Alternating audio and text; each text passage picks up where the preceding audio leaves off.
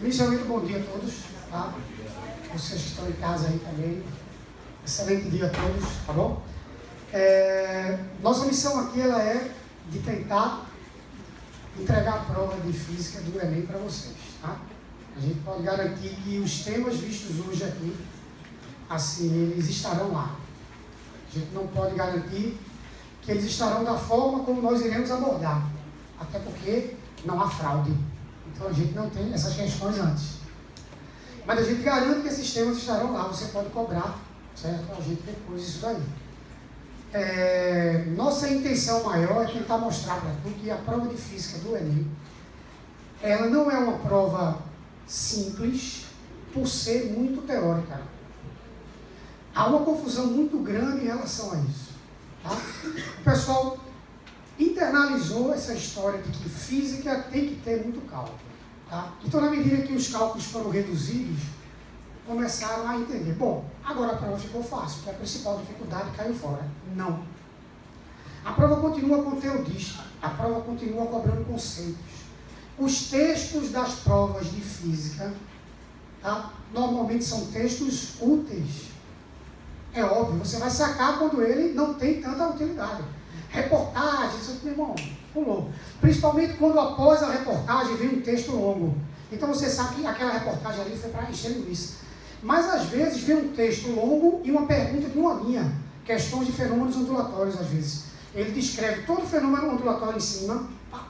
Depois pergunta, o texto acima refere-se a qual fenômeno ondulatório? Pá. Velho, se tu não lê o tema, o texto, tu não vai conseguir resolver. Então, a prova de física tem uma característica própria. Não cabe a gente aqui julgar se é uma característica boa ou característica ruim.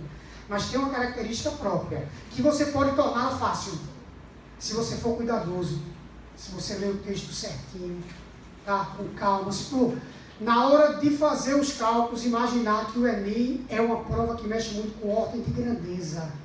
Então, cara, certas aproximações matemáticas, faça. Por um acaso apareceu um pi 3,14, 15, use 3 na prova, use 3. Porque não é uma prova que vai tirar uma alternativa tua, que vai tirar uma questão por causa de uma casa decimal, velho.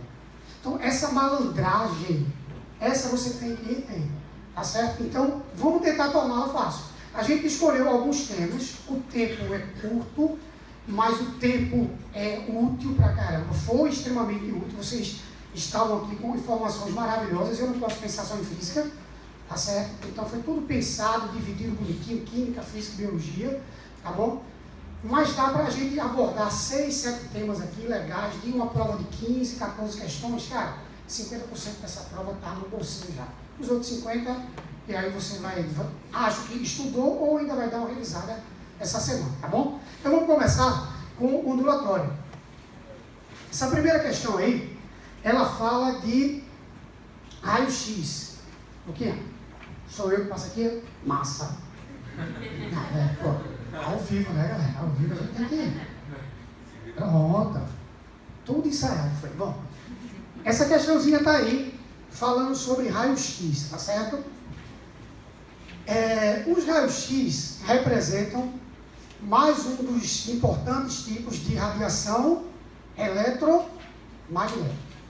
A principal característica das radiações eletromagnéticas é que elas conseguem se propagar com altíssima velocidade, tá? E com altíssima frequência, fazendo com que haja um grande transporte de energia.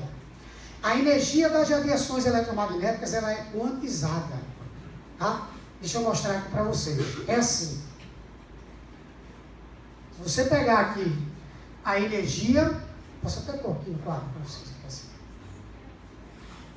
A energia de um quanto de uma onda eletromagnética é calculada assim. Ignore o H. Esse H isso é uma constante importantíssima, não para a nossa prova, chamada de constante de Planck. Isso aqui mostra o quê? Que as radiações eletromagnéticas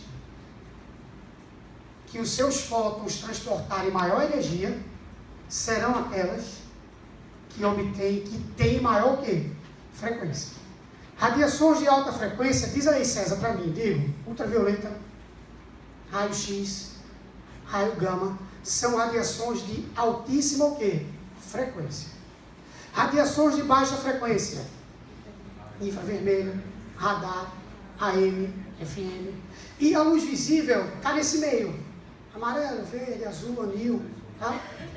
O problema é que, se ela tem alta frequência, levando em consideração que todas as ondas eletromagnéticas no vácuo possuem a mesma velocidade. Então, levando em consideração que isso é uma constante, a gente tem duas grandezas aqui que vão trabalhar de maneira o quê? Inversamente proporcionais.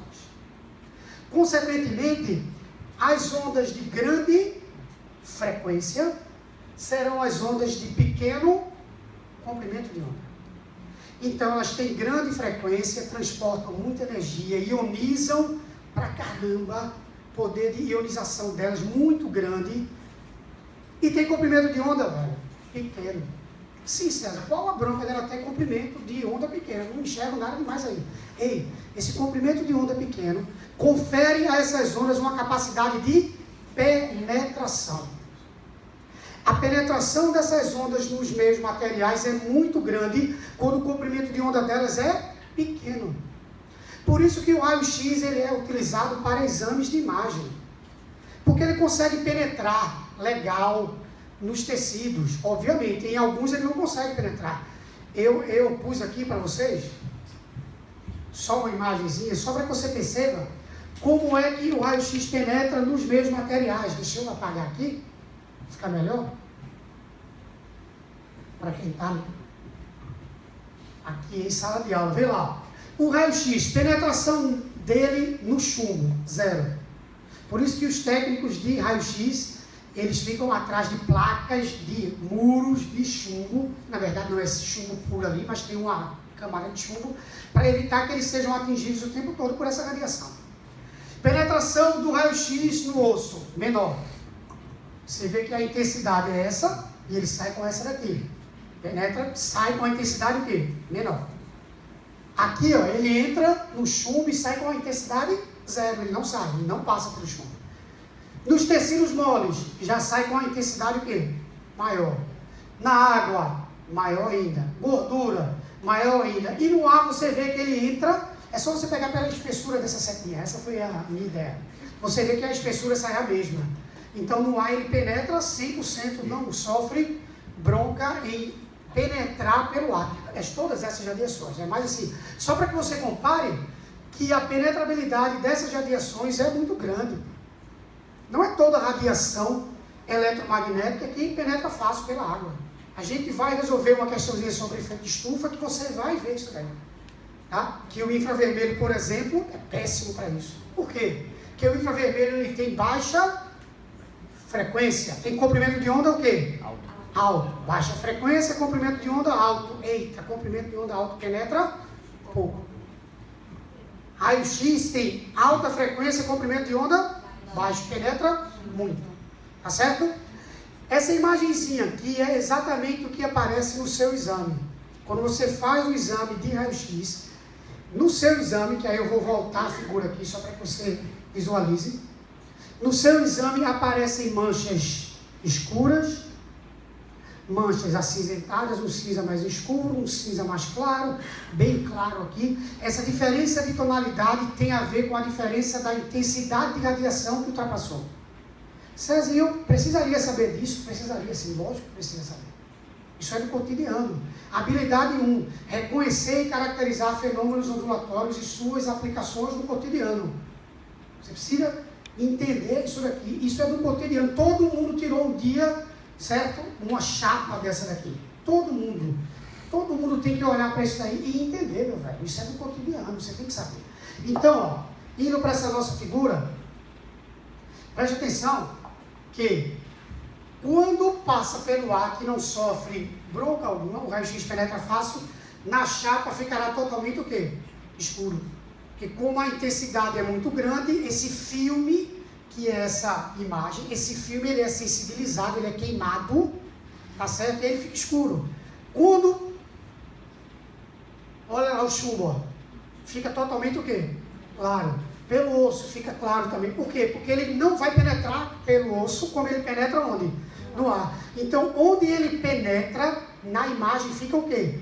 Escuro. Se ele penetrar menos nessa imagem, fica o quê? Claro. Tá? Então, você consegue ver isso daí. Quem já viu um raio-x, por exemplo, de um osso com um parafusozinho dentro? Porque eu vi, porque o meu irmão sofreu um acidente de carro e ele tem alguns pinos na perna. Então, esse parafuso fica mais claro ainda. O osso fica claro nessa imagem e esse parafuso fica mais claro ainda. Por quê? Porque penetra bem menos ainda nesse metal. Aí fica mais claro ainda. Então, quando penetra mais, fica o quê?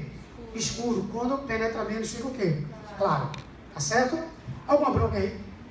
Então, ó, indo para a questão em si, a radiografia ou raio-x é um exame usado para diagnosticar e traçar várias doenças. Tratar, desculpa. A exposição aos raios-x produz imagens. Fala raio-x, né? Raio-x, é uma confusão. A exposição aos raios-x produz imagens do interior do corpo. A figura a seguir exibe uma radiografia na qual se pode notar regiões claras e escuras. Tem que saber, meu velho. Tem que saber. Tá certo? Aí, indo às alternativas, ele diz o seguinte, elas dizem o seguinte: podemos explicar essas regiões da seguinte maneira. Letra A. Nas regiões claras, houve maior incidência de radiação, porque os ossos a absorvem pouco. Totalmente errado, né? Totalmente errado. Primeiro falar que os ossos absorvem pouco. Tá? Os ossos absorvem muito. Passa muito pouco pelos ossos. Passa muito pouco por eles. Tá certo? Letra B. Nas regiões claras, houve menor incidência de radiação, porque os ossos a absorvem muito. Houve pouca incidência da radiação. Posso ajudar você fazendo outra vez isso. Fica mais claro. Como boa parte dessa radiação fica absorvida por onde? É absorvida pelo osso, passa pouca. Como passa pouca radiação, sensibiliza menos esse filme, ele fica mais claro. Tá? Algumas pessoas pensam que é justamente o contrário. Tá? Acham que como ficou muito claro, tem muita radiação. Quando fica mais escuro, tem menos radiação. Não. O que fica escuro significa que muita luz chegou lá. Tá certo? O que fica claro significa que pouca luz chegou lá. A maioria que está em casa ou que está aqui não pegou as máquinas fotográficas antigas. Aquelas máquinas fotográficas antigas que a gente pegava o filme, levava para revelar o filme. E aí a gente utilizava muito tempo, porque queimou o filme, queimou a foto. Esse queimar era exatamente quando o excesso de luz existia nesse ambiente e às vezes queimava. A foto ficava ruim, exatamente por causa disso aí. Tá? Então, as regiões claras vão representar a região de pouca incidência de luz. As regiões escuras, grande incidência de luz. Mas o tema dessa questão não é raio-x, não é exame de raio-x, é o quê? Ondulatória. Habilidade 1, competência 1, fenômenos ondulatórios. Vão cair de novo 2 questões, ou 3, como foi no ano retrasado, de fenômenos ondulatórios. César, então você está dizendo para mim, revise fenômenos ondulatórios essa semana. Lógico. Revise. Você não precisa ter cálculo, não. Revise.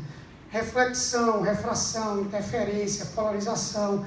Queria eu poder aqui dar uma aula falando só disso daí, cara. Porque eram 2, 3 questões garantidas. Mas em casa você pode fazer. Tá certo? Alguma pergunta quanto a isso? Nada. Afiadíssimo. Fenômenos ondulatórios. Beleza. Deixa eu perguntar só mais uma coisinha.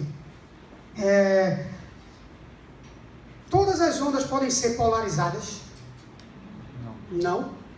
Que tipo de onda pode ser polarizada? O som pode ser polarizado? Não. O som não pode ser polarizado. Somente podemos polarizar ondas transversais. E o som, ele é uma onda longitudinal. O que é polarizar uma onda? Polarizar uma onda é filtrar uma onda. Então eu não posso polarizar o som, eu não posso filtrar o som. Eu só posso polarizar ondas que sejam transversais. E o som é uma onda longitudinal. Refração. O que é que não é alterado na refração? Entre as características de uma onda: velocidade, comprimento de onda e frequência. O que é que não é alterado? Frequência. A velocidade altera-se, concorda? Ok. A refração funciona do mesmo jeito em termos de aumento de velocidade e aumento de comprimento de onda. Concorda comigo? Quando a velocidade de uma onda aumenta, na refração, o comprimento de onda também aumenta. Beleza? Agora, som e luz reagem do mesmo jeito na refração? Não. Por que não? Por que não? Porque o som é uma onda o quê? Mecânica. E a luz é uma onda eletromagnética. O som adora matéria, concorda? Quanto mais matéria, quanto mais denso, melhor.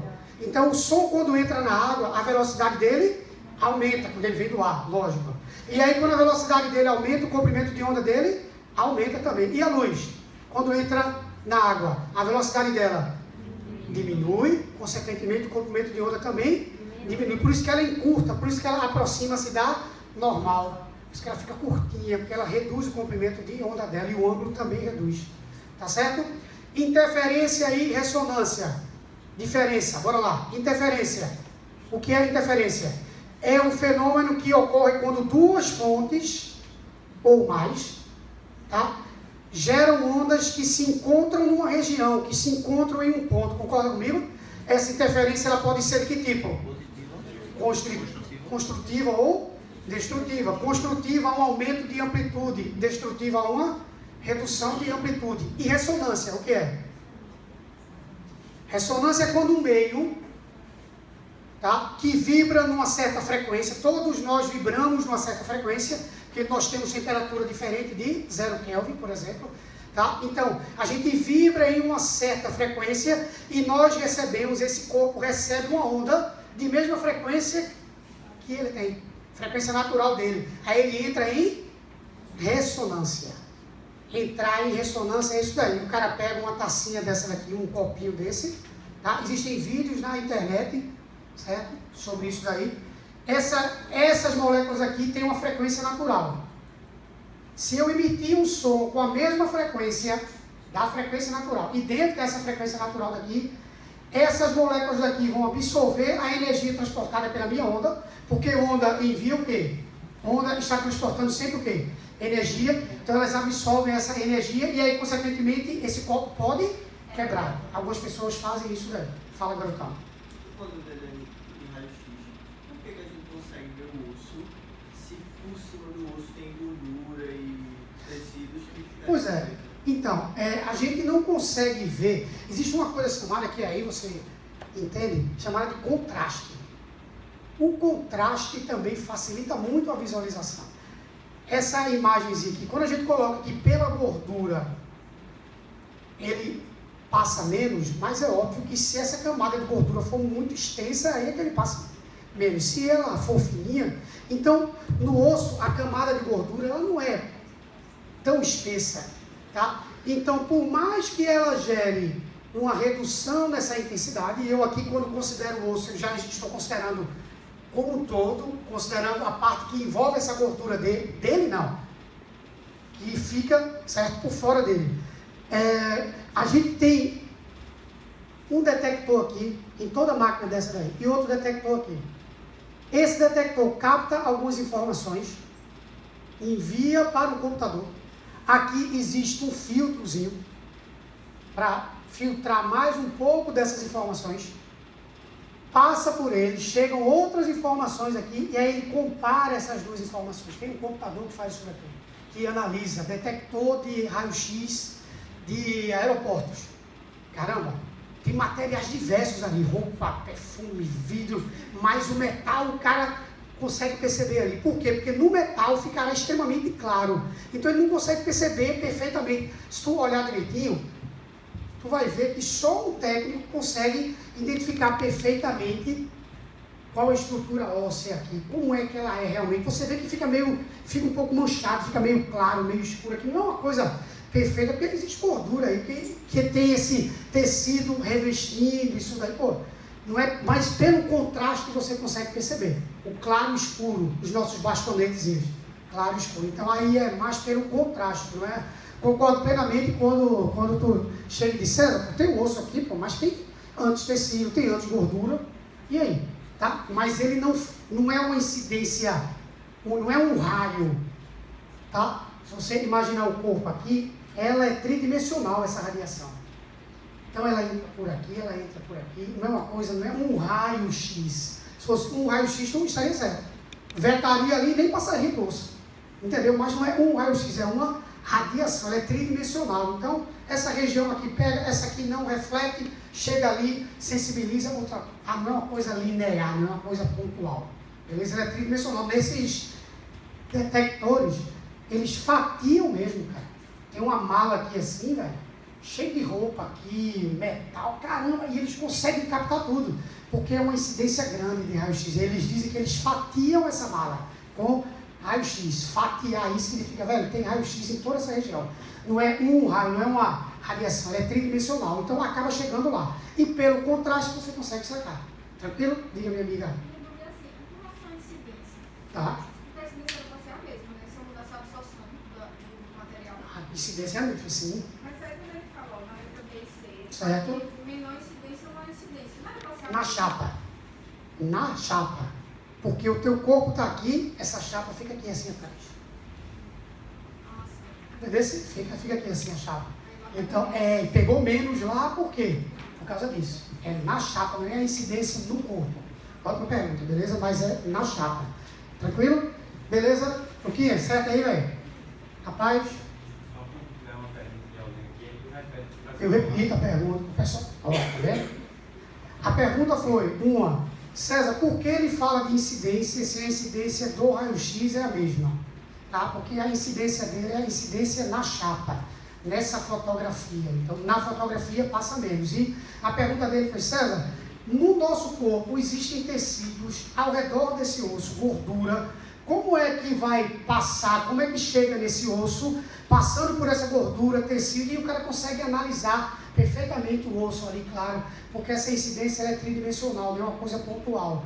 Então, se a gordura veta um pouquinho, se esse tecido veta um pouquinho em uma certa direção, em outra direção, essa camada de gordura já é menor, já é mais fina. Então, passa um pouquinho mais, passa pelo outro, acaba que pelo contraste essa imagem chega.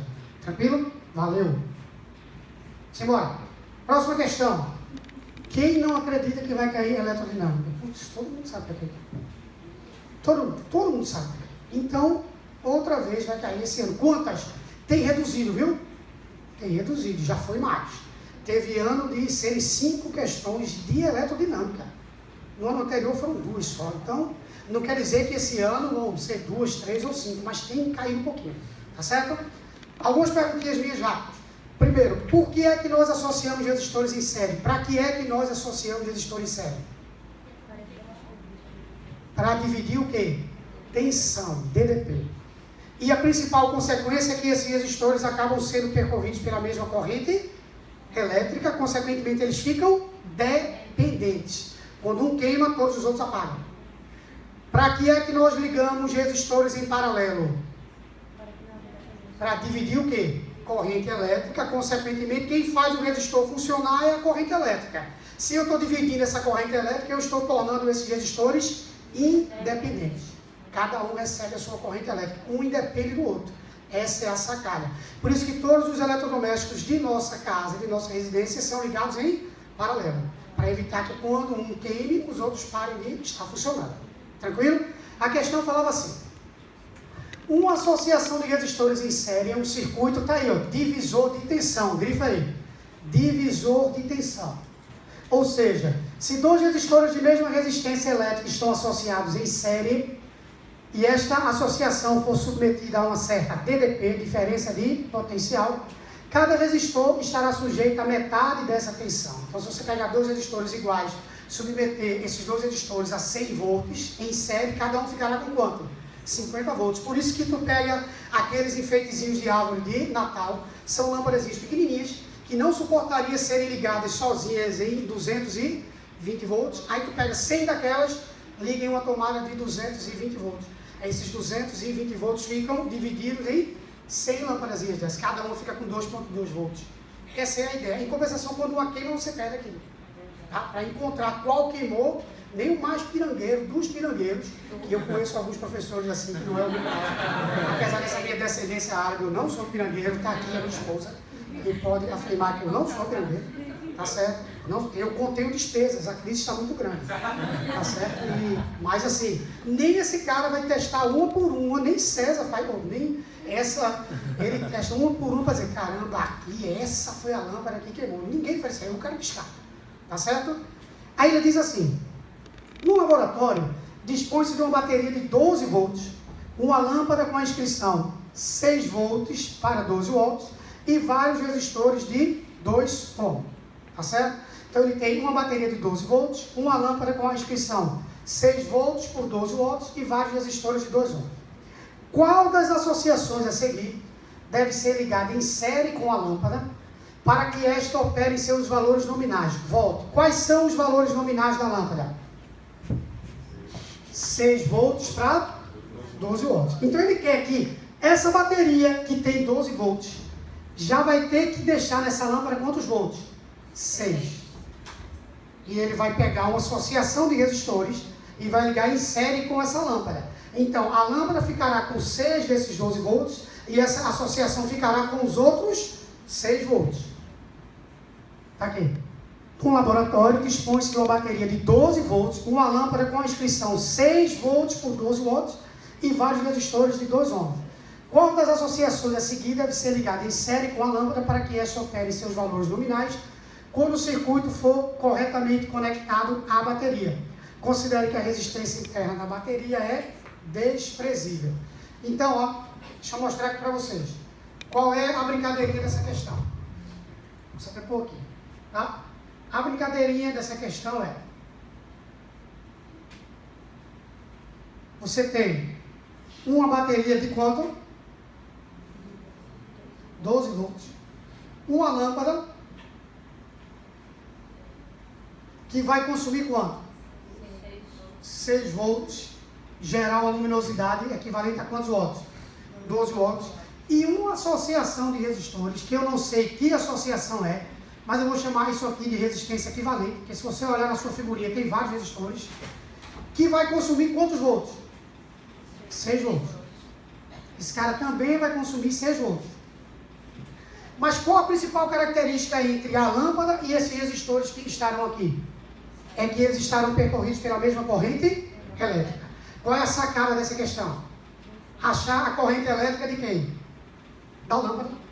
Com a corrente elétrica dessa lâmpada, aí eu sei que é a mesma corrente elétrica da associação de resistores. Então, a partir daí eu começo a minha questão. Então, vamos embora. Corrente elétrica dessa lâmpada. Estou na lâmpada aqui, viu? Pessoal de casa, estou na lâmpada aqui. P igual a 1 vezes I. Potência dessa lâmpada, 12. DDP dela, 6 vezes I. Me dá uma corrente de quantos amperes? 2 amperes.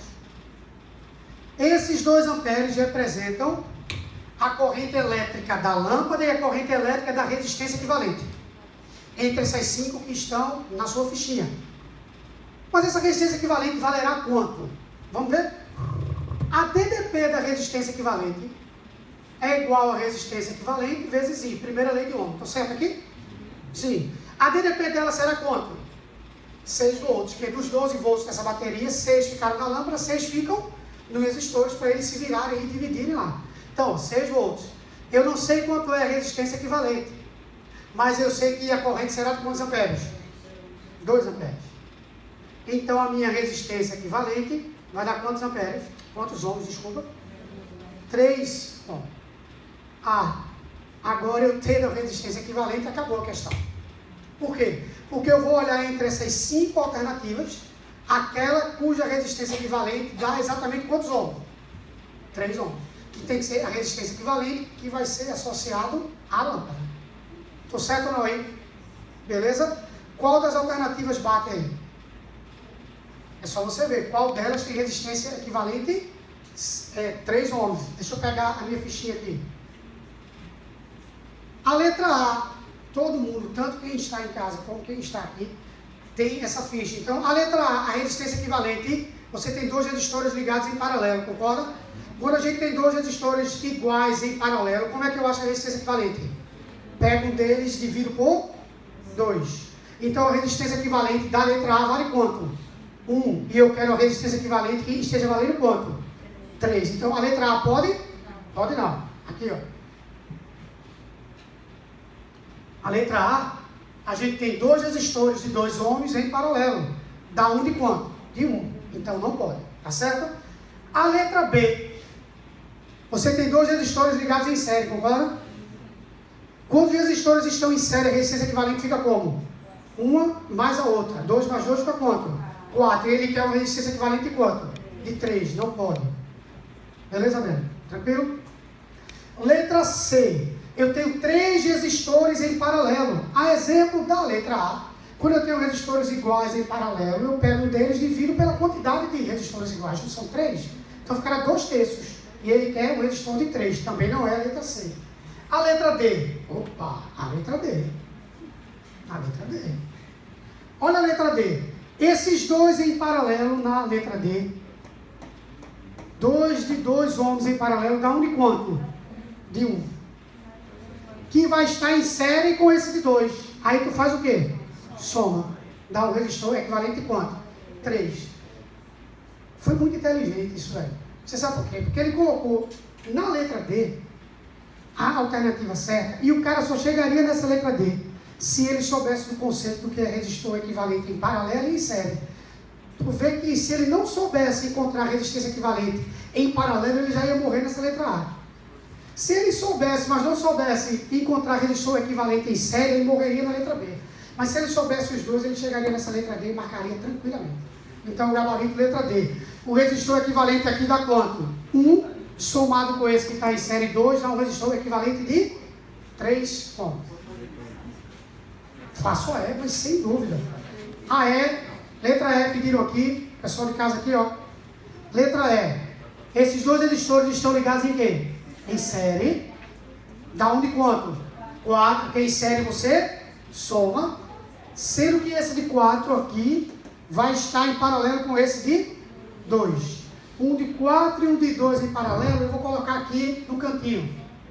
4 vezes 2 sobre 4 mais 2. Quando está em paralelo, quando você tem resistores em paralelo, quando eles estão em paralelo, melhor dizendo, você faz o produto pela soma. R1 vezes R2 é R1 mais R2. Tá certo? Então, produto pela soma. 4 vezes 2 sobre 4 mais 2. 8 sextos, 4 terços de ohm. Tranquilo? Tranquilo ou não? Beleza? 3 perguntas minhas. Como é que a gente liga um amperímetro? Qual a forma correta? Em série. Amperímetro deve ser ligado em série. Anota tanto aqui como que está em casa. Ligar amperímetro tem que ser em série. Amperímetro só pode ser ligado em série com o resistor que você quer encontrar a corrente elétrica dele. Ele mede corrente elétrica. Tá? Então o amperímetro deve sempre ser ligado em série. Habilidade que cobra isso daí. Tem uma das habilidades que cobra isso. Dimensionar circuitos, para saber como ligá-los e não somente calcular. Tá certo? Como é que eu ligo um voltímetro? Voltímetro serve para medir volts. Voltímetro, mede volts, medição de DDP. Ele deve ser ligado em paralelo. Se ligar em série, não funciona. E não há tempo de hoje a gente mostrar porque não funciona. Relaxa, não liga. Tá certo? Plano JK, tá? Ele construiu por 5 anos em um, a gente vai em uma semana tentar construir conhecimento de um ano, de 10 anos. Tá? Então tem que ser mais ou menos nessa ideia. E como é que eu ligo disjuntores e fusíveis? Essa é boa. Se eu quisesse ligar nesse meu circuito um disjuntor ou um fusível, para que serve disjuntor e fusível? São dispositivos de proteção, para vetar a corrente elétrica na hora que ela ultrapassa um valor indesejado. Tranquilo? Ele deve ser ligado no fio neutro ou no fio fase? A corrente elétrica ela sai de onde? Convencionalmente. Daqui, não é isso? Então ele deve ser posto aqui. O meu fusível e o meu disjuntor sempre deve ser ligado no fio fase. Porque eu já veto a corrente elétrica quando ela começa. Principalmente circuito de corrente contínua. Aí é que você tem que pôr logo. Tá certo? Então ele deve ser ligado em fase. A gente fala de uma eletrônica no ensino médio muito básica. Tá? Então, a eletrônica básica tem esses princípios simples, tá? Até porque aqui talvez tenham futuros engenheiros elétricos, mas ainda não. Então, a linguagem já tem que ser simples. Então, disjuntor e fusível sempre ligado no positivo. Tá? No fase ou positivo, que é a linguagem que o ensino médio usa. Positivo e negativo, em vez de fase, neutro, tá certo? Então, Essas são as informações que eu acho coerentes, que eu acho suficientes para esse aulão de eletrodinâmica. Porque as outras informações foram já conversadas em química também, eficiência energética, lâmpadas, então foi tudo pensado para isso funcionar. Tá certo? Não é só física, só biologia, só química. A gente tentou fazer uma coisa geral para vocês, tá? Enquanto seguir Enem, a gente tem que pensar dessa forma, certo? Questão de número 3 envolve efeito estufa, envolve ondulatória, envolve termologia, envolve aquecimento global, tá? Enfim, vai cair algo envolvendo poluição, isso é óbvio, isso aí não tem o que fazer. Aí eu coloquei essa questão e fiz questão de não tirar o texto para dar uma dica para vocês. A gente fez 2 questões até agora de textos importantes, não foi? Já essa questão, o texto dela, não é importante. É esse tipo de texto que tu deve, se puder, se não tiver, tendo tempo você lê, mas se não tiver tempo você deve ignorar, que são textos de reportagens que às vezes, cara, chatos. E se tu sabe que é de aquecimento global, pô, pode dar um salto nessa ideia. O aquecimento global, o efeito estufa, melhor dizendo, se dá por quê? Porque nós temos uma camada formada de vapores de vários gases, CO2, certo? Vapor de água. E essa camada, ela oferece, deixa eu colocar aqui assim, imaginando essa camada aqui, o Sol está enviando milhares de radiações para a Terra. E a atmosfera terrestre se encarrega de deixar passar umas e outras não. Umas elas refletem, elas são refletidas. Uma parte dessa radiação é o quê? Absorvida e uma parte passa. Quais as que passam mais fáceis? São radiações eletromagnéticas. Quais as que passam mais fáceis? São as que têm o quê? Maior frequência, menor comprimento de onda, que aí aumenta o poder de penetração. Então, luz visível passa melhor do que ultravioleta? Ultravioleta passa o quê? Melhor. Infravermelho passa melhor do que a luz visível? Não. César, eu me enrolo pra caramba nisso, velho. Tá aí, então.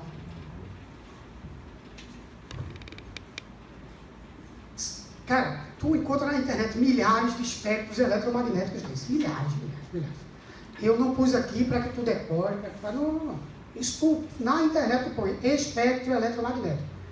Aparecem milhares dessas fotos. Dá uma paquerada nesse cara aí. Sabe, Breno? Chega lá, bate um papo com esse espectro, uns 5 minutinhos. Irmão, isso vai cair, velho. Isso vai cair. Isso vai cair. Não tem jeito disso não cair. E aí tu vai ficar arrependido. Poxa, eu devia ter olhado, o cara tava lá e todo mundo. Eu encontrei essa aqui, eu acho que é mais interessantezinho, tem uma figurinha de Wi-Fi, TV, antena, mas pô, tem outras bonitinhas também. Essa eu acho legal, porque tudo que envolve muita imagem, o cara guarda mais, tá certo? Então percebe que o raio-x ultravioleta são raios de frequência altíssima. Ó, olha a frequência, agora olha o comprimento de onda, pequenininho, velho, mas aí penetra fácil. Já o infravermelho, tá aqui, ó, já é uma frequência o quê? Menor, e o comprimento de onda já é o quê? Maior. Olha a onda de TV, rádio, certo? Wi-Fi, certo? Micro-ondas, são ondas de baixa frequência. Então, quando alguém diz por aí que o uso excessivo de celular causa câncer, pô, tem um sensacionalismo por detrás. Tem por detrás. Causa, mas a incidência ela tem que ser assim muito grande, por um tempo muito grande, não sei quantas horas por dia. Agora é bem diferente de ultravioleta. Ultravioleta diz, não tome, não fique sujeito a ultravioleta por muito tempo, senão você dança. Raio-x, pelo amor de Deus. Tá? Então, existe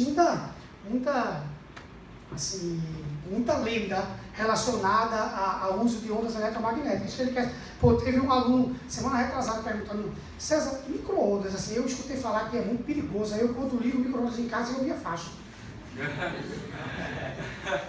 Bem, velho, assim, é um excesso de cuidado, mas também não é assim, não. O micro-ondas você seleciona lá 30 segundos, 1 minuto e meio. Ultravioleta, às vezes você vai à praia, chega de 10 da manhã, vai embora 4 da tarde, de 3 da tarde. Aí é pau, meu velho, não são 2 minutos, são 10 horas, são 5 horas, 4 horas, cara. Então, e é uma onda de baixa, o quê? Energia, tá certo? Então, o efeito estufa ocorre por isso. O problema é que quando esse ultravioleta entra, ele entra na Terra, ele encontra a superfície da Terra. Se a superfície da Terra fosse toda branquinha, arretada não? Porque esse ultravioleta bateria e iria retornar. Mas não é. Tem muitos corpos que absorvem. A gente tem 3/4 de água aí, de corpos líquidos aí, muitos corpos escuros que vão absorver essa radiação. Quando absorverem essa radiação, vão emitir na forma de quê? Calor, infravermelho. E o infravermelho passa fácil por essa camada? Passa não. A mesma dificuldade que o infravermelho tem de entrar, tem de sair. Então, entra a ultravioleta em luz visível, aquece os corpos, essa onda retorna na forma de infravermelho, calor, troca de calor, sendo que esse calor ele não consegue sair, daí cria uma estufa. Tem vários carros estacionados aqui fora, tá? De pais de vocês, ou o seu carro, levando o sol o tempo todo, tá? Incidência solar. Quando você entra nesse carro, está uma estufa. Você sabe por quê? Porque os bancos do carro são pretos, painel do carro é preto, tapete do carro é preto, entrou ultravioleta, absorveu, transformou isso em calor. Esse calor, quando tenta sair, passa por esse vidro fácil? Não, porque o vidro funciona mais ou menos como essa camada que a atmosfera tem. Aí cria-se o nome efeito estufa, que tem um lado benéfico dele, senão a temperatura da Terra seria baixa, mas tem um lado ruim, ele está cada vez ficando pior. Então, vamos à alternativa. As alternativas. De acordo com o texto, que eu não vou ler, porque eu já expliquei o texto, tá certo? O efeito estufa é responsável para manter a Terra mais quente do que o normal e pela minimização das variações de temperatura do dia para a noite. Tá? Porque passa o dia recebendo pra caramba energia, então cria uma estufazinha que é benéfica à noite. Senão ficaria muito frio à noite quando o sol deixasse de enviar raios pra gente. Isso é legal. Levando em consideração os aspectos térmicos e ondulatórios, o efeito estufa pode ser melhor explicado como? Tem que ler. Tá? Letra A. Uma consequência de certos gases na atmosfera serem relativamente transparentes às radiações solares incidentes de pequeno comprimento de onda, até aí está perfeito. A atmosfera terrestre é transparente para aquelas radiações de comprimento de onda, o quê? Pequeno, frequência alta, ultravioleta, luz visível, concorda comigo? Até aí está lindo esse texto. E um tanto opaco às radiações infravermelhas. Por quê? Porque o infravermelho tem baixa frequência e grande comprimento de onda, emitidas pela superfície terrestre. Perfeito. Letra A, ó. Tá? Confesso que eu mexi no gabarito do QO para a letra A, porque senão a gente ia ler aqui. Não era o A, não. Quando eu olhei, eu disse, cara, a gente não dá tempo, não. Aí botei o A em cima, na hora não estava o A, não. Eu acho que era C, ou era D. Você ia ter que ler um pouquinho mais. Eu mexi para ganhar tempo. Tá? Então, letra A morreu logo aí. Tá certo? Nas outras alternativas, ele fica brincando com esse sistema de maior comprimento de onda, menor, quem emite o infravermelho, quem emite tal, e aí tu acaba se confundindo, se você não souber especificamente o conceito. Agora viu 3 questões, todas elas conceituais, e os cálculos, o mínimo, 0 quase, mas todas elas de conceito. Todas elas de conceito. No jeitinho brasileiro, rola não. Tem que saber conceito, tá certo? Reportagens do ano anterior sobre a prova do Enem, se você pegar física e química, provas mais complicadas. Química e física, prova mais complicada. Física e química, velho, é o tempo todo. Porque o pessoal não está estudando isso. Você que está domingão aqui, eleição, tentando assistir a uma aula dessa ou está aqui presente, tem um interesse maior, mas a maioria está pouco preocupada. Domingo de eleição, o cara nem vota. Ah, hoje é domingo de eleição, tem que participar, pô. Cidadania, como o professor nem vota, velho? Não, mas tem que se concentrar, ver ali, ah, beleza, então vai. Certo? Velho, cada um tem as suas escolhas aí. Um texto como esse aí, fiz questão de não tirar. Vale a pena ler. Vê o texto após o texto. Já é grande, né? Cheio de informações numéricas, concorda comigo? Então ele está dizendo para você, esse texto aqui não serve de nada. Eu coloquei porque o cara que enviou essa questão para o banco de questões do INEP tinha colocado o texto e eles preferem não alterar. Eles usam como no original. Mas a questão começa depois. É uma questão de calorimetria. Calorimetria vai cair. Calorimetria vai cair. César, não diz isso não, porque quando der sábado à noite eu vou te aperrear. Te xingando, velho. Tu dissesse que ia cair, bicho, eu vou usar 2 horas para estudar isso. Vai cair. Calorimetria vai cair. Não tem o mínimo perigo disso não cair. Então estude. Principalmente a parte de quantidade de calor sensível, latente, isso aí vai cair. Certo? Isso aí acaba caindo, tá? Bom, essa questão fala do derretimento das geleiras. O tema da aula razoavelmente é meio ambiente. A gente tentou insistir nessa ideia. O derretimento das geleiras ocorre pela questão anterior, efeito estufa, principalmente, tá certo? E esse derretimento está extremamente acelerado. E o derretimento está acelerado, aumentando o nível do mar. Mas eu pergunto, o nível do mar está aumentando pelo derretimento das geleiras que já estão flutuando na água ou por aquelas que estão na terra? Essa pergunta derruba muita gente. Se eu pegar um copo com água e colocar gelo nesse copo, o nível da água sobe, sobe? Sobe não? Sobe um pouquinho, é óbvio. Quando esse gelo derreter, o nível da água aumenta, diminui ou permanece o mesmo? Permanece o mesmo. César, mas é sempre assim? É sempre assim. Porque você tem duas substâncias que estão em estados físicos diferentes, mas que representam a mesma substância. A primeira coisa você já tem aí. Então, na hora que esse gelo derreter, ele virará água. A massa será a mesma. Como eles têm densidades diferentes, água e gelo, o volume pode ser diferente, mas a massa é a mesma. E o gelo, por ser menos denso que a água, ele não vai entrar 100% na água. Ele só entra 90%. E é exatamente a densidade dele, que é 90% da densidade da água. Tradução: quando o gelo que está flutuando derrete, não aumenta o nível do mar. O que aumenta é o gelo que está no continente. É esse que, quando derrete, escoa para o mar e ele vai aumentando o nível do mar. Não é aquele que está flutuando, não. Algumas pessoas acham que só aí coloca foto de urso, sabe? Coitadinho lá, o bichinho sobre o gelo, bota lá. Tá aí toda a camada de gelo, tá derretendo, aumento do nível do mar. Calma, não. Esse gelo aí, necessariamente, ele não veio lá no continente. Ele já estava flutuando isso daí, cara. Estava flutuando já. Então não é esse gelo que causa o aumento do nível do mar. É o gelo que está no continente. Guarde sempre isso daí. Um copo com água com gelo, quando o gelo derrete, não muda o nível dele. Não muda, porque não há tempo de fazer um experimento desse aqui. Mas não muda. Não muda. Tá certo? Guarde sempre isso daí. Se eu tiver um copo, aqui um copo.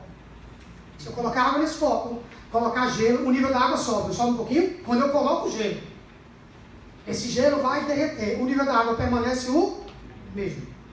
O mesmo. Sério, porque eu achei que o gelo, sabe? Ele quando entrava, ele empurrava essa camada de água. Empurra, teoricamente sim, é um empurrar entre aspas. Mas sim, liga aqui, empurra. Volume deslocado, empuxo. Perfeito. Mas permanece o mesmo volume quando ele derrete. O mesmo volume. Guarde sempre essa informação. Então a questão é de calorimetria. Bora lá. Considere uma geleira contendo 10 toneladas de água pura no estado sólido e em processo de derretimento. Considerando que essa geleira perca 100 litros de seu volume de gelo ao ano, então deixa eu colocar aqui o volume de gelo perdido ao ano. Volume perdido é de 100 litros. Esses 100 litros de gelo equivale a 100 litros de água transformada? Não. Mas a massa desses 100 litros de gelo equivale à mesma massa de água transformada. O volume não. Porque tem densidades o quê? Diferentes. Assinale a alternativa que corresponde respectivamente ao volume anual de água líquida formada pelo derretimento desse gelo. Volume de água. E a quantidade de calor anualmente absorvida na liquefação do gelo em água a 0 grau. Beleza, bora lá. Primeiramente, como é que eu vou encontrar qual o volume de água que vai se formar pelo derretimento desse gelo? Vamos achar qual é a massa do gelo. A densidade do gelo está na sua fichinha aí. Massa sobre o volume. Densidade do gelo, quanto é? 0,9. Por isso que ele só entra 90% da água. Por isso que os icebergs são perigosos, porque você enxerga só 10% dele fora. 90% dele está dentro. O gelo entra 90%. Tá? Então, 0,9. A massa eu quero. E o volume? 100. Então, a massa de gelo que vai derreter é de 90 quilogramas, que corresponde à mesma massa de quê? De água, mas não é o mesmo volume de água, é a mesma massa de água. Qual o volume de água que eu vou ter, que eu terei? Eu estou num local onde tem curso de português pra caramba e eu falando, vou ter nada, eu terei. Aí vocês têm que corrigir, mulher, tem que me aperrear. Esse voltei aí, isso é muito feio, mas tudo bem. Então, qual o volume de água que eu terei com essa massa de 90 quilogramas? 90 o quê? Litros de água. Mas eu não consigo entender, cara. Se eu tinha 100 litros de gelo, quando derrete vira 90 litros. Não era para mudar esse volume, não. Porque esses 100 litros desse gelo aí não estavam 100% dentro. Só estava dentro da água quanto? 90%, ou seja, 90 litros. Só tinha 90 litros desse gelo dentro. 10% desse gelo estava o quê? Fora. Então, como só tinha 90 litros dele dentro, quando derreteu, virou os mesmos 90 litros. Tá? Então, não aumentou o nível. Tá certo? Aí algumas pessoas se confundem muito com isso aí. Massa com volume. Tá certo? Ficou claro isso aí? Beleza? Vê. Pessoal, quando eu pego o gelo, faz de conta que esse é um bloco de 100 litros de gelo. Quando eu colocar esses 100 litros de gelo, ficarão 90 litros dele o quê? Dentro. 10 litros dele o quê? Fora. 2 copos não ocupam o mesmo lugar no espaço. Quando esses 90 litros de gelo entrarem, vão deslocar quanto? 90 litros de água. Então vai subir 90 litros, tá? Esse nívelzinho, vai ter um aumento proporcional a esses 90 litros. Quando esses 100 litros derreterem, não vai alterar em nada. Porque esses 100 litros virarão quantos litros de água?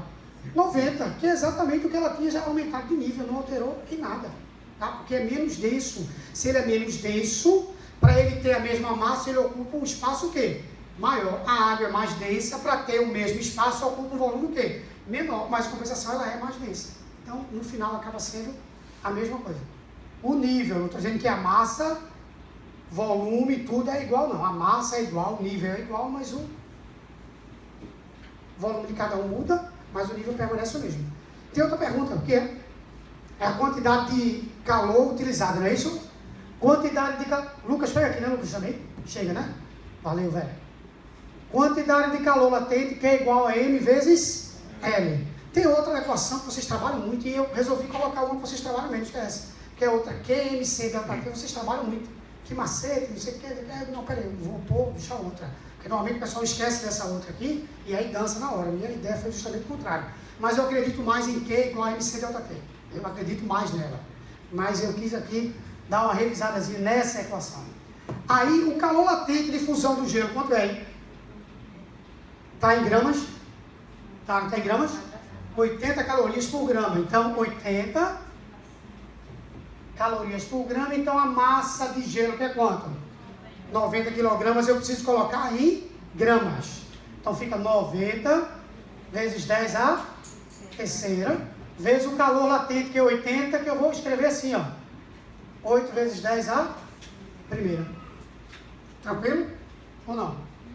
Aí fica mais fácil o cálculo. Tá? Então fica quanto aqui?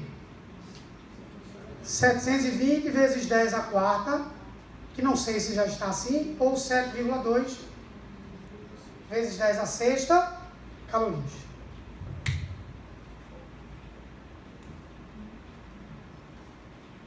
Tranquilo ou não? Que está na alternativa, vou colocar aqui para vocês. Está aqui, ó. Beleza ou não? Tranquilo até aí, pessoal. Boa bronca na paz, né? Só dar um tempinho aqui para o povo copiar. Até que eu tomo uma aguinha. Não é água de gelo, não, mas...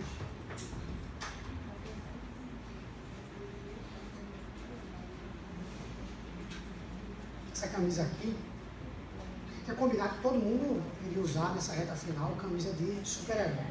Aí me traíram hoje, um veio com uma camisa, outro veio todo becado, parecia que tinha um exame de fezes, caso André. E eu vim assim, ridículo, com uma camisa de super-herói. O único ridículo fiel, eu fui fiel, tô hoje o ridículo, com essa camisa aqui, né? Tem nada a ver com o meu corpo, né? Eu sou... Oi? Porra, obrigado, Breno. Ó, Breno disse, eu pensei que você estava sem camisa. Pô, bicho, pô, tu já está passado, sem disso não, pô. Essa daí, ele me ajudou mesmo. Aí, porque eu fui hoje, fui um traído totalmente, ridículo. Quando eu cheguei, que eu vi cara, eu digo, picado, velho. Não, porque assim, não, a gente sabe, né, bicho? Ao vivo, a aula, eu digo, sim, pô, mas aí eu vou ficar ridículo. Ao vivo. E tu não, tu vai ficar lindo, maravilhoso, gelzinho no cabelo, até porque gel não ia dar pra... Não dava mesmo, gel não ia rolar mesmo. Mas, pô, foi uma traição boa. Flávio, pelo menos, veio mais ou menos, Flávio. Mas também não veio. Mais meu amigo aqui veio. Vem aqui, vem aqui, fala rapidinho. Para que todo mundo veja, para o povo que está em casa veja que eu não estou ridículo sozinho. Estamos ridículos juntos. Estamos ridículos juntos aqui, ó. Super-Homem e o Hulk, né? E o Hulk. Ele passou, né? Eu também achei que você ficou muito forte. Você está pensando em outra, né? Fica aí no lá. Por aí, né? Tranquilo. Fica tranquilo. Qualquer meio ponto resolve, né, César? Qualquer meio ponto. Fica tranquilo. Que miserável. Isso aí, parceria. Quinta questão. Termodinâmica está na habilidade 21. A habilidade 21 diz para que você estude, razoavelmente falando, termodinâmica e eletromagnetismo. Eletromagnetismo é uma confusão retada se eu fosse resolver aqui. Dá um trabalho massa. E não ia dar tempo. Aí eu resolvi colocar a termodinâmica dessa habilidade 21. Mas é de termodinâmica e de eletromagnetismo, tá certo? Ou seja, ou vai cair um ou outro, ou quem sabe as duas, que não há um A. Só é um ou outra não. Mas ou termodinâmica ou eletromagnetismo estará lá na prova. Pode esperar, tá certo? Essa questão cita máquinas térmicas.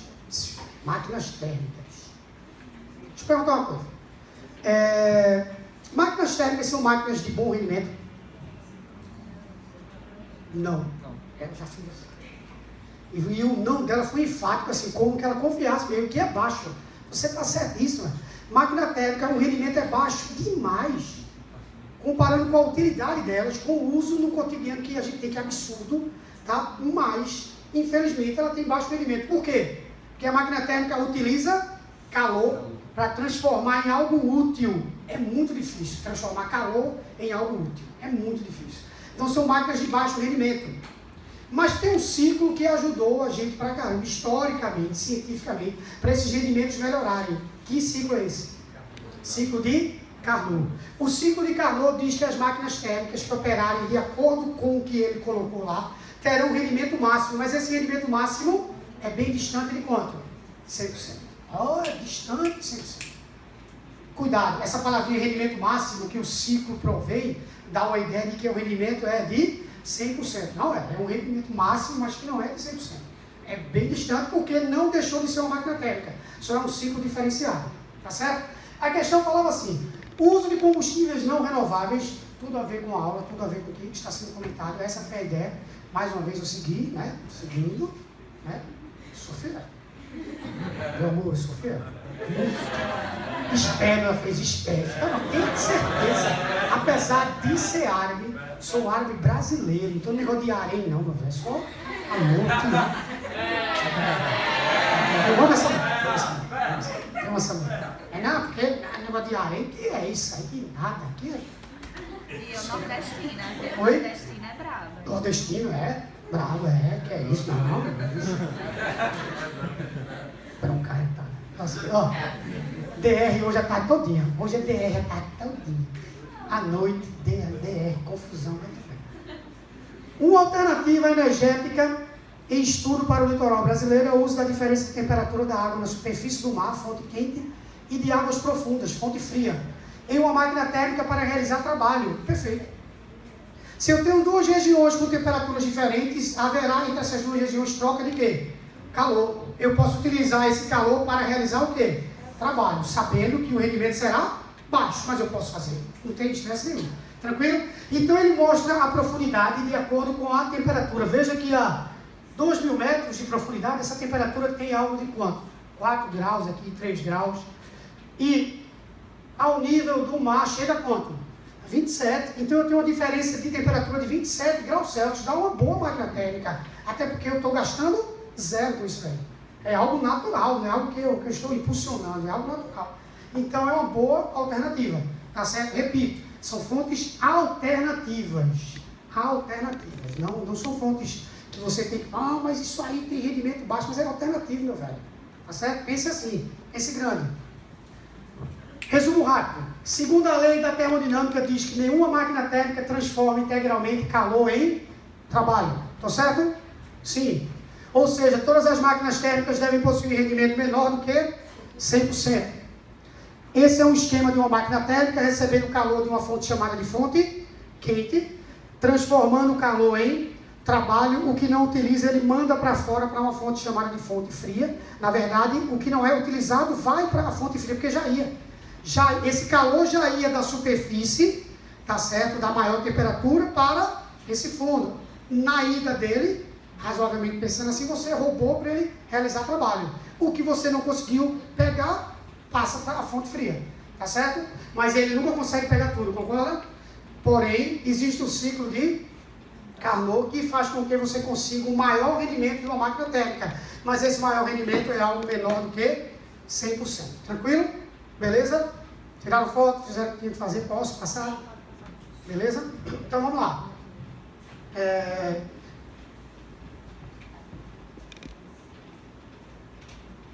A questão fala assim: analise a proposição correta, né? A proposição correta e veja qual delas encontra-se certa. Vamos lá, letra A. Supondo que a máquina térmica proposta opere um ciclo de Carnot, teremos um rendimento... Morreu. Letra B. Morreu. Teremos um rendimento de 100%. Pula. Acabou. Letra B. Uma máquina com rendimento igual a 20% de uma máquina ideal. Ou seja, 20% de uma máquina de Carnot, que é a máquina ideal. Operando entre 7 e 37 graus Celsius, terá um rendimento maior do que 10%. Vamos relembrar, como é que eu calculo o rendimento de uma máquina de Carnot? 1 menos T2 sobre T1. T2, temperatura da fonte fria. T1, temperatura da fonte quente. Tudo na escala Kelvin. T2, a fonte fria, nessa questão, ele está afirmando que é quantos graus? 7 graus Celsius. Passando para Kelvin, eu somo com 273. Fica quanto aqui? 280 kelvins, porque eu peguei e somei os 7 graus Celsius com 273 kelvins, vai passar para Kelvin. Dividido pela temperatura da fonte quente, que é 37 graus, eu vou pegar 273, somar com 37 vai dar 310. Fazendo esses cálculos aqui, isso aqui vai dar em torno de 0,9. Não é exato não, tá? Ou seja, o rendimento dessa máquina seria 0,1, seria 10%. Ei, se essa máquina fosse de Carnot, mas ela não é de Carnot, ela usa somente 20% desse rendimento, 20% disso daqui, tá? Com certeza não é algo... Aqui, ó. Uma máquina com rendimento igual a 20% de uma máquina de Carnot terá rendimento maior que 10%. Não, terá rendimento o quê? Menor que 10%. Porque você vai utilizar 20% de 10%, ou seja, só 2% a máquina vai ter. Então o item está falso. Letra C.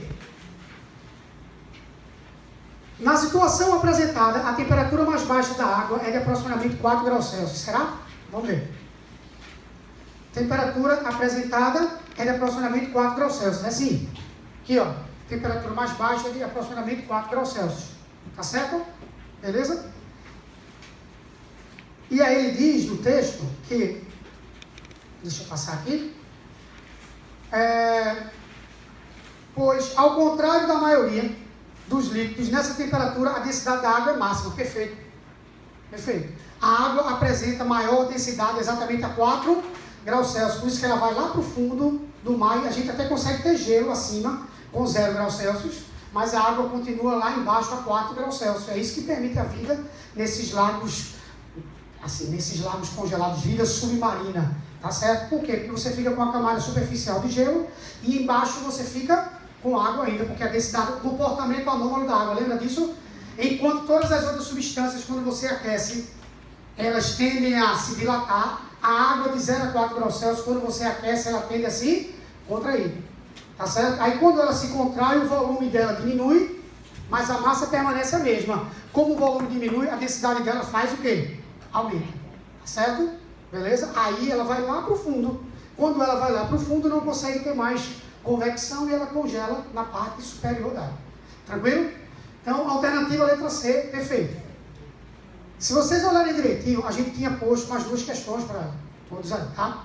A gente vai ter que agir assim, a gente vai ter, não é, Lucas? Tem um horário. Não é isso programado, ou eu posso seguir um pouco mais e fazer mais um, você que sabe. Você que sabe. Combinado para fechar o curso. Não é isso, meio? Meio-dia. E de meio. Então eu posso dar uns 10 minutos a mais, a gente chama o pessoal, se despede, tá, então eu retiro o que eu falo. Porque eu achava que era de meio-dia. Aí eu ia finalizar agora e iria depois disponibilizar essas questões resolvidas. Mas como eu tenho mais um tempinho, a gente faz pelo menos mais uma. Tá certo? Eu chamo o pessoal e aí a gente encerra. Tranquilo? Então, vamos lá para outra. Até porque a sétima questão, eu acho que muita gente sabe que a parte de energia cinética, mas essa sexta questão, estática do corpo extenso, confunde muito vocês. Aí eu queria trabalhar essa sexta questão bem, mesmo que a sétima ela é mais simples, envolve teoria da energia cinética, tá? Que aí é mais fácil. Tá? Essa sétima questão fala de estática do corpo extenso. Anota aí, estática do corpo extenso vai cair. Estudar a estática do corpo extenso vai cair. Equilíbrio de corpos extensos vai cair.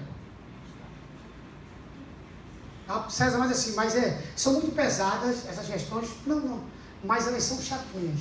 Teve uma de um portão que caiu, que essa questão caiu há 4 anos atrás. E todo mundo ainda, ano após ano, professor, como é que faz essa questão do portão aí? Professor, como é que faz essa questão do portão? Porque eu me enrolo toda vez. Como é que faz? Então, veja como é, e ela não tem um cálculo essa questão, é só para representar as forças que atuam nesse portão, para ele ficar em equilíbrio, mas muita gente se enrola. Então, estática do corpo extenso vai cair.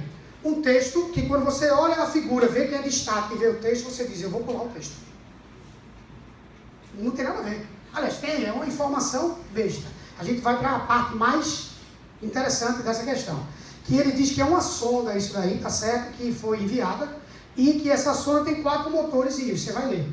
Tá? E que esses motores, ao darem propulsão para essa sonda, se um tiver propulsão maior que o outro, essa sonda pode girar para um lado ou girar para o outro. Se eu tenho um certo dispositivo que é empurrado, tá, que tem uma certa propulsão em 4 pontos, se um desses pontos falhar, ele pode desequilibrar. Por isso que os aviões, às vezes, perdem o controle quando um motor deles queima. Porque o cara perde equilíbrio, às vezes, tá? Fica um torque diferenciado para um lado ou para o outro. Tá? Essa é a ideia dessa questão, super inteligente. Tá? Diz assim, suponha que essa sonda, que aí em casa você lê com calma depois, possua 4 pequenos motores que promovem a impulsão da nave na direção com forças de modo leve. Então aqui os 4 motorzinhos. Certo? Os motores estão igualmente separados em uma distância total, conforme mostra a figura a seguir. Então, se essa distância aqui é D ou X, essa aqui também é D, essa aqui também é D. Beleza? Eles estão igualmente espaçados. Tá certo? Questão de estática, torque. Então tem que ter espaçamento, tem que ter distância, isso a gente vai falar. Havendo uma pane que faça o motor 2 parar de funcionar, então esse cara vai parar de funcionar, é possível ajustar da Terra uma nova força a ser desenvolvida no motor 1. De forma que a nave não gira em torno do ponto no plano. Esse ponto O aqui do plano. Tá? Essa nova força deverá ser. Concorda que esse sistema está totalmente equilibradozinho? Você tem 2 forças aqui, fazendo essa nave, tentando fazer essa nave girar para esse lado. Mais 2 forças aqui, que tendem a girar essa nave para o outro lado. Como ela não gira, ó, 2 forcinhas aqui, empurrando esse microfone para cá e 2 empurrando para cá, igualmente espaçadas, essas forças ficarão, elas gerarão torques o quê? Idênticos, torques que se equilibram. Tá? Então, essa nave nem vai girar para um lado, nem vai girar para o outro lado, equilibra. Beleza? Agora, se uma dessas aqui parar, desequilibrou aqui, concorda ou não? Concorda que esse cara vai enfraquecer? Assim, esse ramo, não é? Essa força não, esse ramo vai enfraquecer em termos de torque, aí tu compensa aumentando essa força, concorda comigo? Já que ela vai ficar sozinha aqui, dá uma carga maior nesse motor para ele compensar. Para ele compensar o torque do outro lado. Tranquilo? Então o meu ponto de equilíbrio vai ser esse ponto aqui, ó. Esse é o meu ponto de equilíbrio. Eu vou fazer algumas divisõezinhas que eu vou colocar no quadro para vocês ficar melhor. Porque riscar essa figura, até porque para quem está em casa fica melhor ver aqui.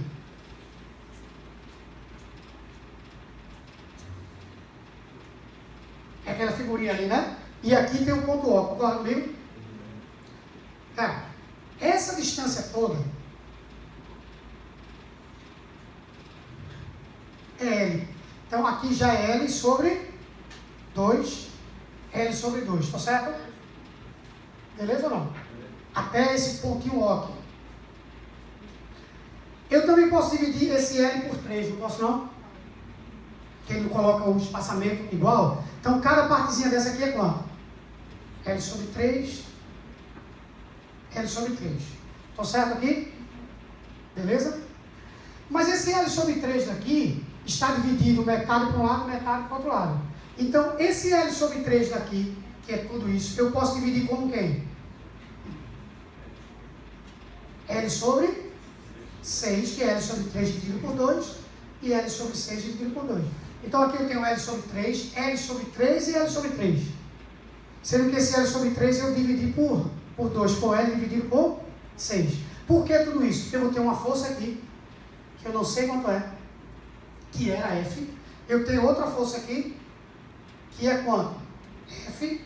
E eu tenho essa outra força aqui, que é quem também? F. Essas duas forças gerarão um torque para um lado, que tem que ser compensado pelo torque dessa outra força. Torque é força vezes a distância perpendicular em relação ao ponto de apoio. Força vezes o braço de alavanca. Tá? Desde que seja perpendicular, que não precisa trabalhar com ângulos. Então, o torque dessa força será F multiplicado por que distância? L sobre 2. Porque é a força vezes a distância até o ponto de giro. Esse aqui é o meu ponto de rotação. A rotação será aqui. Ou seria aqui. Eu estou tentando evitar essa rotação. F vezes L sobre 2. Estou certo? Julinha? Aqui, ó. F vezes essa distância. Que é o que ele vai tentar girar aqui assim. Vai ficar F que multiplica L sobre 2. Esse F daqui eu vou multiplicar por qual distância? L sobre 6. E esse F aqui por qual distância? L sobre 2. Então vai ficar F' vezes L sobre 2. F' vezes L sobre 2. Tem que ser igualado pelo torque dessa força, que é qual? F vezes quem? L sobre 6. Mais qual? F, que é esse daqui, que multiplica a distância dele até o ponto de apoio, que é qual? L sobre 2. F que multiplica L sobre 2. Posso cancelar todos os L's aqui? Vou ficar com F' sobre 2 igual a F sobre 6 mais F sobre 2. Tá certo? Organizei aqui, tirei o mínimo. 6 por 2, 3F. 6 por 6 dá 1. Mais 6 por 2, 3F. Sobre 6. Cancelei. 3F' igual a 4F.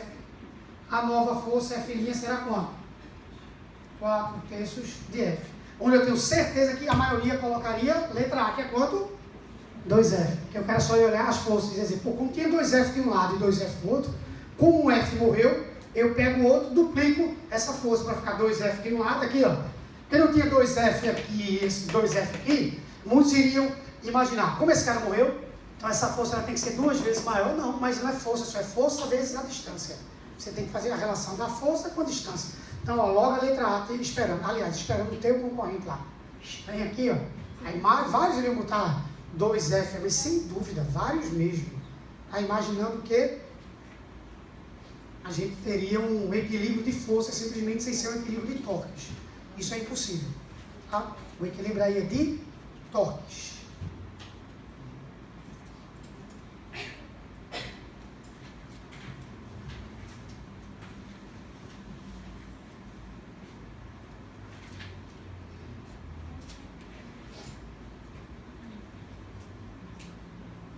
Tranquilo essa aí também? Lucas, cabe ainda mais 5 minutos? Tranquilo? Mesmo se os cálculos não forem executados, eu falo da parte teórica e aí fica tranquilo. Beleza. Então vamos falar só da parte teórica mesmo dessa sétima, porque o cálculo é o menos importante. A sétima questão envolve conservação de energia. Posso, pessoal, passar aí? Posso sim? Para que a gente entenda? Deixa eu apagar aqui. Deixa eu fazer isso. Retornar, porque tem que ficar copiando. Enquanto eu falo sobre o tema. O tema dessa sétima questão, que eu vou colocar daqui a pouquinho aí, enquanto alguns ainda estão copiando, envolve conservação de energia, pessoal. Tá? Princípios de transformação de energia mecânica em térmica, térmica em energia cinética, cinética em energia potencial, potencial em elástica. Vai cair.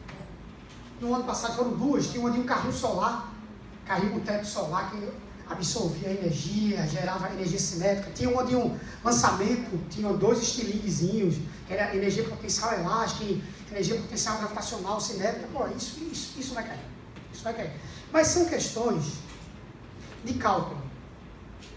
Questões que, assim, eu não estou afirmando que esse ano será de novo de cálculo, mas normalmente são. E são questões trabalhosas, questões cansativas. Representam aquelas que eles colocam para diferenciar um pouquinho o aluno mediano do que é um pouquinho mais acima. Tá? Que as faculdades pediram, por quê? Porque precisam para a seleção de cursos como medicina, engenharia, direito, precisam de uma seleção mais fina. Então são questões mais chatas, tá certo? Tenha paciência com essas questões.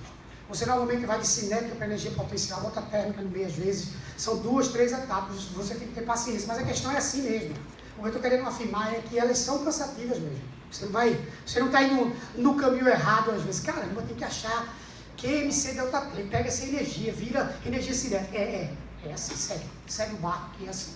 Tranquilo, mas vai acabar caindo. Princípios da conservação de energia.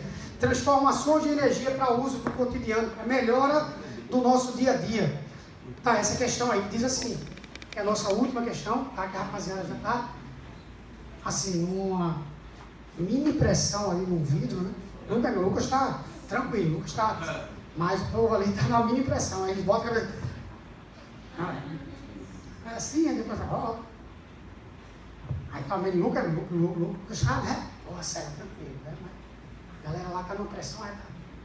Que é a ansiedade em dar o voto, sabe? A gente fica muito ansioso em exercer nossa cidadania, né? Nossos políticos maravilhosos. Que tem muitos bons, viu? Muitos bons por aí. Sério, muitos bons. Mas, infelizmente, nem todos são assim. Vai lá. Com opção para o transporte coletivo em algumas grandes cidades do mundo, estão sendo usados veículos leves, não motorizados, suspensos em via elevada e movidos a ar, denominados aeromóveis. Quando a gente olha para isso aí, a gente diz, cara, isso não é aqui no Brasil não, né, velho? Já é. Em escala pequena, mas já é. Já existem. Isso aqui é infraero. Isso eu coloquei assim, não vou pôr nenhuma propaganda, porque eu não estou ganhando nada para isso, mas só para mostrar que são projetos nossos também. Já existe no Brasil isso. Tá? Em pequena escala ainda, sim, mas já existe. Tá certo? A gente não está tão atrasado em relação a isso. O nosso problema não é a idealização, é a execução. É a idealização. A gente tem engenheiros capazes disso aí. A gente tem verba para isso, mas a execução que é muito demorada.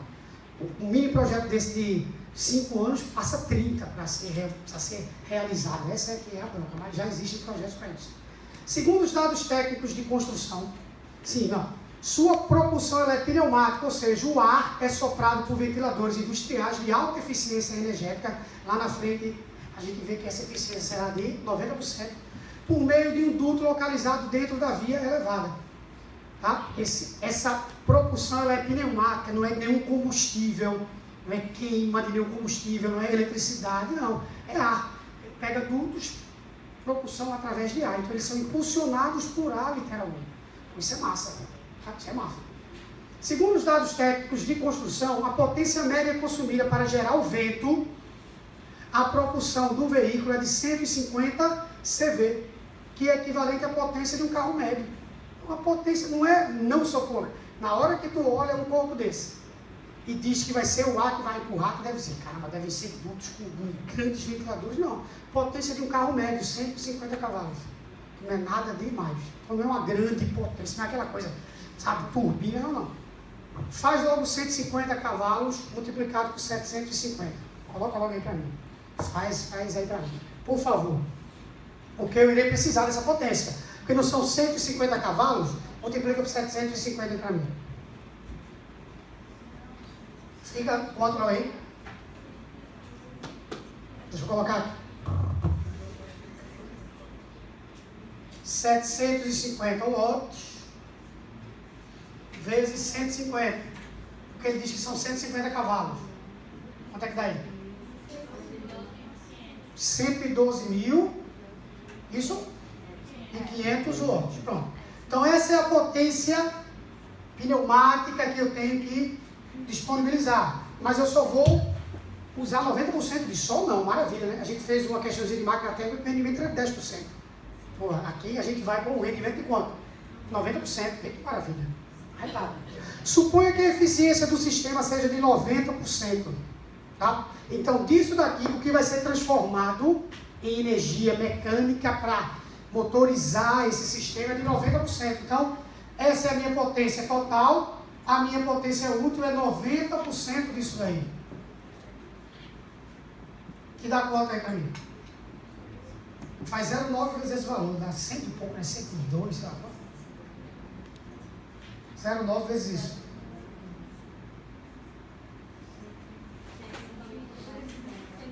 R$101.250. Estou eu fazendo a prova. Velho. Eu, César. 101.250. 100 mil. Para mim é 100 mil. Para mim isso é 100 mil. Mas não tem perigo com 100 mil. Pô, 101.250. Pô, é doido. 100 mil. Então, essa potência é 100 mil.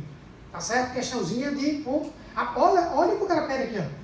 Aproximadamente. Ele está dizendo, faça cálculo aproximado, viu? Ganhe tempo. O cara está dizendo. Então, aproximadamente 100 mil, tá certo? Bora lá.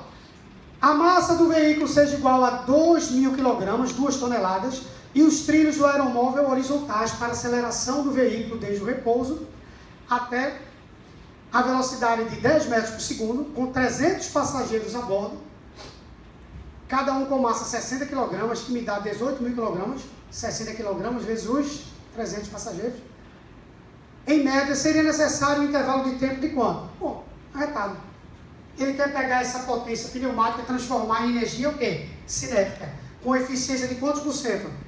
90%. Para levar esse corpo aí, que tem uma massa muito grande, junto com os passageiros, de 0 até 10 metros por segundo, sendo que ele quer saber qual o tempo gasto para isso. Então vamos embora. Primeiramente, trabalho realizado vai ser igual à variação de energia cinética. Será que quanto trabalho é força vezes o deslocamento? Pode não. Sempre não. Trabalho só é força vezes o deslocamento quando a força é constante. Em nenhum momento ele disse isso. Então não coloque. Coloque que trabalho é variação de energia cinética. Não arrisque. Tá? Variação de energia cinética vai ser energia cinética final menos energia cinética inicial. Ele disse que o móvel partiu do repouso. Se o móvel partir do repouso, a velocidade inicial dele é 0. Se a velocidade inicial dele é 0, a energia cinética dele é 0. Inicial. A energia cinética inicial dele, 0. Aqui, M, V ao quadrado sobre 2. Esse é o meu trabalho. A massa é quanto, hein? Bora lá. Cada um tem 60 kg, cada um desses passageiros. São 300 passageiros. Quando eu multiplico, já me dá aí 18.000 quilos. Mais os 2.000 do veículo, dá 20.000 kg. Tá? Então a massa é 20.000 kg, então dá 20 vezes 10 a terceira. A velocidade 10 ao quadrado sobre 2. Isso aqui fica quanto? 10 ao quadrado, com 10 a terceira fica 10 a quinta. O 2 com 2 eu corto. Com 0 que sobrou aqui, 10 elevado a sexta. Então o meu trabalho é 10 elevado a sexta joules. Quem tem trabalho e tem potência, acha um tempo. Tem trabalho e tem potência, acha o tempo. Potência é a relação entre quem? Energia, trabalho pelo tempo. Morreu. Então, ó. Potência, trabalho pelo tempo. A potência, eu já arredondei, roubei aqui. 1, 2, 3, 4, 5. Aproximadamente 1 vezes 10 a quinta. Os professores de matemática não estejam me assistindo agora, mas é assim. A gente vai ganhar tempo, cara. Não é aqui, não, é na prova. Então vai dar 1 vezes 10 a quinta. O trabalho deu quanto? 10 a sexta. Quanto é que deu o tempo? Ixi, isso aqui vai ficar apertado para cá. Então o intervalo de tempo deu 10 segundos. Aproximadamente. Se eu tivesse feito com 100, ia dar a mesma coisa. Ia dar aproximadamente 10 segundos, sendo que ia dar mais trabalho, bem mais trabalho. Tranquilo? Existem outros temas, mas a gente não vai poder seguir, tá? Mas a gente pode se comunicar via internet, o pessoal está aí assistindo, tá certo? A gente pode se comunicar. Lucas, se quiser chamar o pessoal vir aqui conosco. A gente agradece a todos que estão assistindo aí, todos que vieram para cá. A gente sabe que é um sacrifício muito grande, às vezes, vocês estarem trabalhando dessa forma, certo? No domingão. Eu vou até ser bem, mesmo meus amigos, não concordando muito, os Carlos André, Carlinhos, vocês sabem em relação a isso, Flávio, mas eu sou mais radical, sou mais chato, eu não faço questão de queimar falando certas coisas. Eu falei em sala de aula, nem aqui, cara, chega aqui. Vai falar mal? Não, mas não é mal de tu não, pô. Não é mal de tu, não é mal de ninguém não. Eu, num país onde o pessoal ganha muito dinheiro com o rosto, me perdoe o termo, que é um horário inapropriado, mas onde o pessoal ganha muito dinheiro com o rosto, com o pé e com bunda, vocês estão querendo ganhar a vida com o cérebro, isso é muito raro. Isso então merece elogios, é digno de elogios, velho. Domingão de manhã, todos aqui. Tá certo? Então já é uma coisa assim, extra. Porque nesse nosso país, às vezes, ser estudante, estudar muito, gera até preconceito na própria sociedade. Esse cara só quer saber de estudar, não só quer saber, não. Ele está fazendo a coisa certa. Você que não está fazendo a coisa certa. Tá? Então ele só quer estudar. Esse menino, só professor, esse menino, esse meu filho só quer estudar. Ele não sai de casa, mãe, seu filho é extra. A maioria não quer estudar para ele. Então parabéns a todos que estão em casa aí, a todos que vieram. Agradecimento ao meu amigo Carlos André pela oportunidade aqui. De estar junto com ele nesse aulão. E ele finalizasse, porque ele é o anfitrião, ele iniciou e ele irá finalizar. Tranquilo? Pessoal, seguindo os agradecimentos gerais aí pra galera, eu vou segurar o microfone aqui rapidinho para não ter que encaixar tudo novamente. O pessoal que está online, eu sei o quanto é difícil ficar na frente de um computador 4 horas seguidas, mas valeu demais o esforço, a gente tentou fazer o melhor e acredito que vai te ajudar muito nessa previsão. O Genal entrou num corre-corre gigantesco, o César abdicou domingo, a esposa dele está aqui gravando a aula, Flávio Carmo, tem uma galera, Lucas Figueiredo, Rodrigo Bezerra, uma galera inteira que trabalhou para que isso pudesse acontecer e eu acredito que teremos bons frutos. Mas não por uma aula especificamente, mas por uma preparação de um ano inteiro, porque é isso que é nisso que a gente acredita, é numa preparação, é numa caminhada, e não no split final. O split final é esse, a gente tem que estar junto, tem que chegar junto, não pode deixar o aluno solto, abandonado não.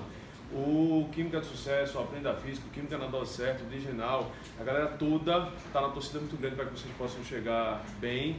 E para a galera de Recife, esse é o espaço que a gente vai utilizar no próximo ano de 2017 para o nosso curso presencial, que volta a Boa Viagem, depois de ter passado um ano no IAT, que a gente até usou a Saraiva, na Livraria Saraiva, muita gente aqui participou do curso. E aí a gente está anunciando em primeira mão que esse é o nosso espaço para o ano que vem, em parceria com o nosso amigo Rodrigo Bezerra, que é oficialmente o anfitrião do espaço, que também está viabilizando uma estrutura semelhante a essa em pouco tempo. Quem sabe ele já disse até que não é bom para você lá, porque é o cara em João Pessoa, e agora a gente está construindo uma sala semelhante a essa aqui. Em Olinda, Flávio e César já estão lá trabalhando firme já com a galera, tem uma galera de Olinda também online e o Brasil inteiro que está nos assistindo. Um beijo bem forte no coração, só queria passar rapidamente o microfone aqui, porque eu sei que tem uma galera que está de Recife que não sabe nem onde é o espaço. É rapidinho, só mais um tempinho para o Rodrigo se despedir aqui da galera. Aí pessoal, muito obrigado, eu que agradeço a vocês. E como eu disse, o espaço aqui fica, para quem está no online aí, na Ribeiro de Brito aqui, em Boa Viagem, de frente à clínica Boris Berenstein. Então vocês podem utilizar aqui esse espaço, tem cabine de estudo, quiser vir para cá para estudar, para alocar a cabine aqui, tem a cabine aqui VIP, que você fica fechadinho, quiser levar a chave, leva, deixa suas coisas aqui para estudar. A cafeteria funciona durante a semana completa aqui, então é um local que vocês podem utilizar, né? É um local voltado para concurso. Tá? Vocês vão encontrar muita gente aqui estudando, cheio de vademecum, de lei, etc e tal, mas vocês podem, numa boa, trazer seus livros, trazer... Se vocês entrarem em algumas cabines aqui, algumas pessoas fecharam a cabine durante tempo integral, o dia inteiro, o ano inteiro. Então eles trazem para cá, se torna literalmente o QG de estudos. A pessoa traz livro, traz tudo, tem computador, a cabine VIP já vem com computador, se você quiser assistir aula online. E as outras cabines lá dentro também, você pode fazer seu QGzinho. Se você passar lá, vai ter gente com um monte de livro, post-it. Então fiquem muito à vontade. A gente está, como eu disse, formando essa parceria com o Carlos já conhece há muitos anos, né, de sala de aula. E eu quero contar com vocês aqui dentro, podem vir para cá. Quiser passar a tarde para tomar um café aqui, chamar os amigos e virem para cá também, fiquem muito à vontade. Tomar chá, tem café, tem chá, tem tudo aí dentro. Tá bom, gente? Então vai ser um prazer recebê-los aqui. Quero sempre, como eu disse a vocês, deixar as portas abertas para vocês aqui, tá bom? Um grande abraço aí para todos vocês. Galera, boa prova. Boa prova.